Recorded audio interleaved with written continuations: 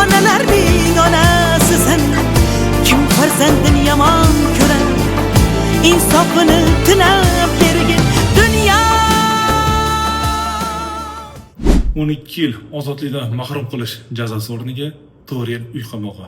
Navbatdagi Toshkent viloyatidagi sudimiz o'z nihosiga yetdi. Jinoyat kodeksining 273-moddasi 5-qism bilan ayblanib, sud jarayonlari olib borilganda advokatimiz tomonidan amalga oshirilgan sa'y-harakatlar, vajlar, dalillar taqdim etilib, holatga adolatli, xolisona baho berib olib borish natijasida sudimiz tomonidan 4 yil uy qamog'i berildi.